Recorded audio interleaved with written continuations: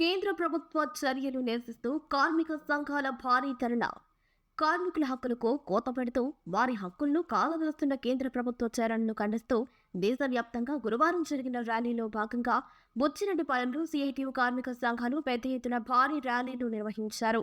అంబేద్కర్ విగ్రహం వరకు సాగిన ఈ ర్యాలీలో కార్మికులు, సిఐటియు, వివిధ కార్మిక సంఘాల నాయకులు పాల్గొని తమ నిరసనలను వ్యక్తం చేశారు. ప్రధానంగా ఇప్పటి వరకు ఉన్న కార్మిక హక్కులను కాలరాస్తూ కేంద్ర ప్రభుత్వం తీసుకుంటున్న చర్యలు వారు దుయ్యబట్టారు. కార్మికుల పొట్టకొట్టే చర్యలు మానుకోవాలన్నారు. ప్రతి కార్మికుడికి 26,000 వేతనంతో ఉపాధి చూపాలని వారు డిమాండ్ చేశారు.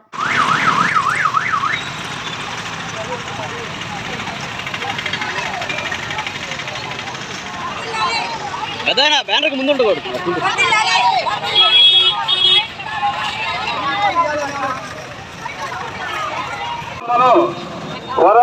పోరాటాన్ని కొనసాగించాల్సిందేను.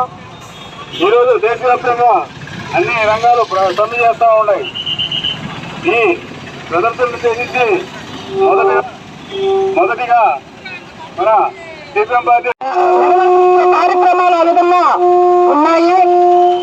అట్లాగే స్కీమ్ వర్కర్లని మేము ప్రభుత్వంలోకి వచ్చిన వెంటనే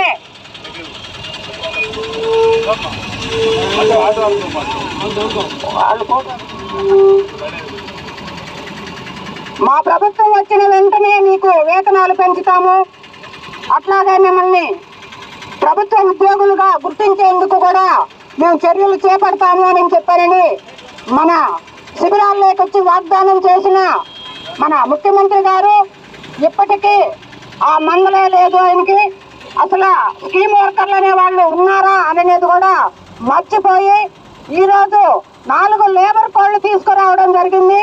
ఈ లేబర్ కోడ్లు తీసుకొచ్చినందువల్ల ప్రతి ఒక్క కార్మికుడికి నష్టం జరుగుతూ ఉంది. పని గంటలు పెంచేశారు. మనము అనేక సంవత్సరాలు పోరాడి సాధించుకున్న కార్మిక చట్టాలన్నింటినీ కూడా రద్దు చేసి ఈరోజు లేబర్ కోడ్ని తేవడం జరిగింది. కాబట్టి ఇవాళ మనమందరం కూడా వీధుల్లోకి రావాల్సిన